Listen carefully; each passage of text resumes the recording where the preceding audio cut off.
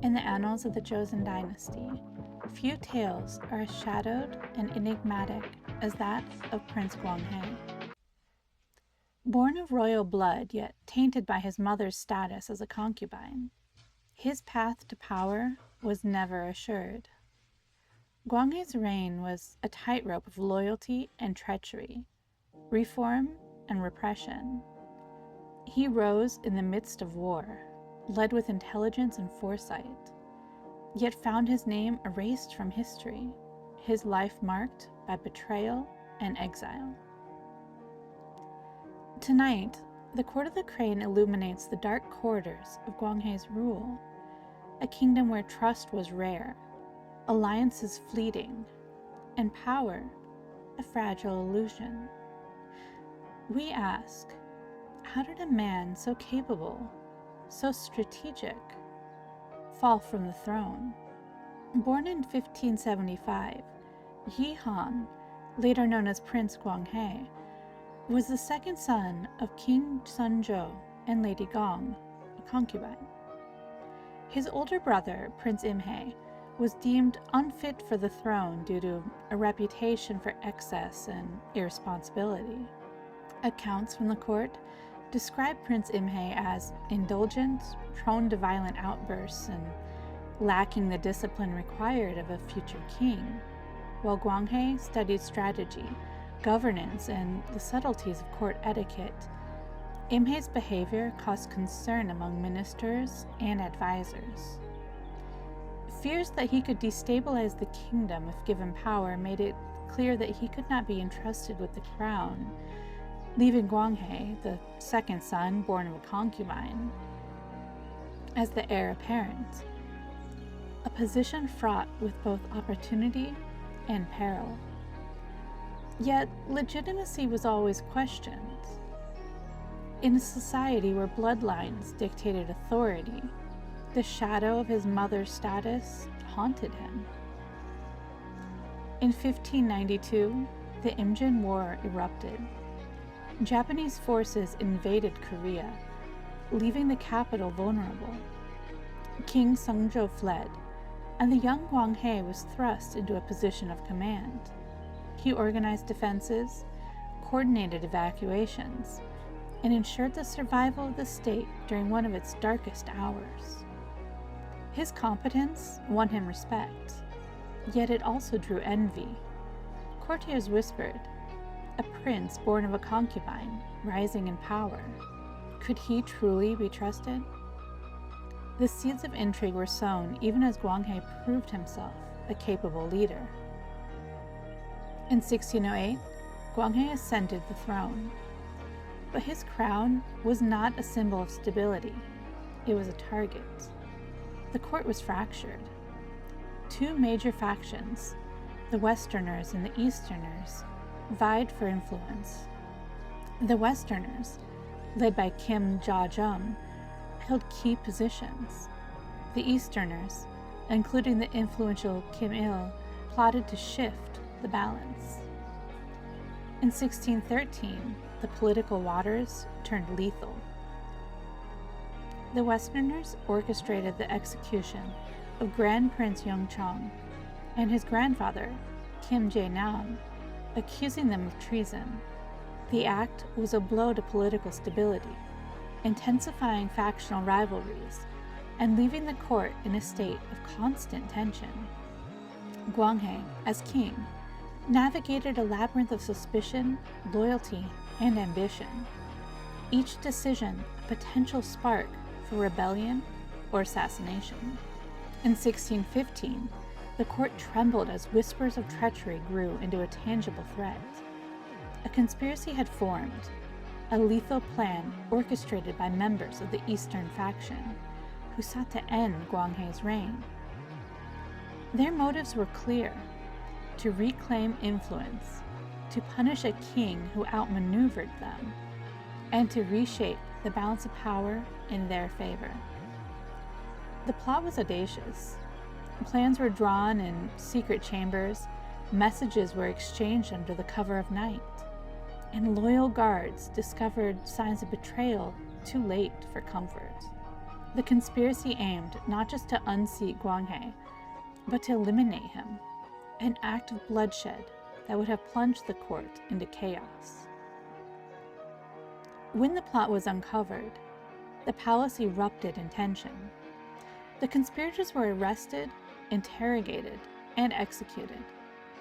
But the veil of trust that had once existed between ruler and court had been irrevocably torn. Paranoia took root like a slow-growing shadow. Advisors were scrutinized more closely than ever. Favors and alliances were weighted for hidden agendas. Every whisper in the corridor, every glance across a banquet hall, every carefully phrased word became a potential threat. For Gwanghae, the failed coup was both a warning and a turning point. He had been a capable and decisive ruler, respected for his intellect and leadership during wartime. But now, the seeds of suspicion and caution hardened into something more severe. He became wary, calculating, at times ruthless. A monarch transformed by fear and the stark realization that survival in the Joseon court demanded vigilance beyond wisdom alone. From this moment onward, his reign carried the marks of both brilliance and burden. Strategy and reform continued, but they were shadowed by the constant specter of betrayal. The king who had once inspired loyalty now inspired caution, a ruler whose strength was inseparable from the paranoia that guided it.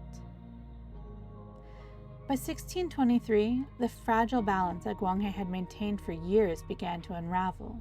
The eastern faction, long resentful of his authority and wary of his reforms, saw their moment.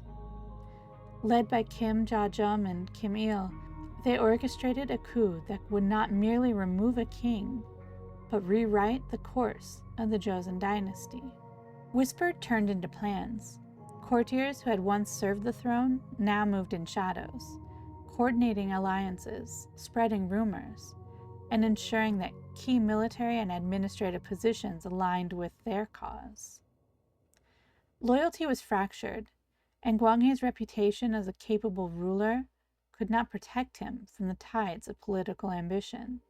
On the night of the coup, the palace was a maze of tension. Soldiers loyal to the faction moved silently, while messengers carried false reports to distract Gwanghae and his guards. By dawn, the impossible had happened. The king was deposed, his nephew, Prince Injo, installed as the new ruler. Gwanghae's fall was swift and merciless. Once the master of strategy, the king found himself powerless, betrayed by those he had once trusted. His courtiers were imprisoned or executed. His allies were scattered. The man who had survived war, assassination attempts, and the deadly games of court politics now faced a different kind of exile, one of enforced isolation and despair. He was first confined to Ganghwa Island, a fortress of cold stones and harsh winds, where he spent his days under strict surveillance. Later, he was sent to Jeju Island, a remote and isolated land far from the capital's intrigues. There, Gwanghae lived stripped of power, comfort, and influence, a king in name only, forced to reckon with a life of quiet reflection and lingering resentment. Even in exile, his mind remained sharp.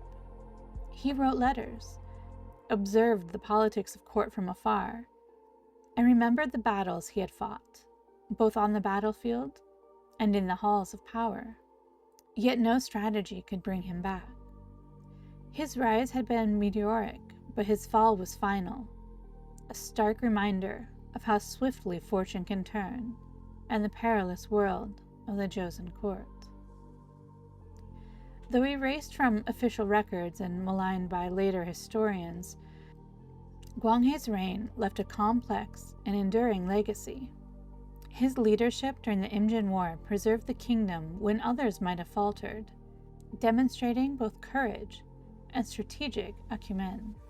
He reorganized military defenses, stabilized administration, and implemented policies aimed at consolidating the state.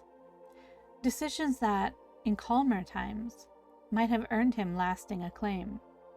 Yet the very skills that made him a capable ruler also fueled envy and suspicion. His reforms threatened entrenched factions. His calculated measures of power provoked paranoia, and the bloodshed that marked his reign, often political, sometimes brutal, stained his memory. Gwanghae's story is a cautionary tale. The pursuit of power, even with intelligence and vision, carries a price measured in loyalty betrayed, lives lost, and enemies multiplied. He was a man of ambition, brilliance, and flaws, a ruler shaped as much by circumstances and intrigue as by his own choices. His exile, lasting nearly 2 decades, became a symbol of the volatile nature of Joseon politics. Even in isolation, the world remembered him, a king who rose from obscurity to command a nation, only to see it slip through his fingers in the silence of betrayal. In the Court of the Crane, we weigh stories, not just reigns. We weigh ambition against loyalty, cunning against trust, and brilliance against the shadows it inevitably casts. Prince Gwanghae's rise and fall reminds us that in the pursuit of power, the line between ruler and tyrant is perilously thin. Victory and defeat can be separated by whispers in corridors, alliances forged in secret, or a single misstep in judgment. If tonight's journey into the shadows of the Joseon court captivated you, remember to subscribe and like. The Court of the Crane continues to bring these hidden stories to life, one story at a time. And remember, in the Court of the Crane, even kings who rule wisely are never free from the shadows of their own ambition.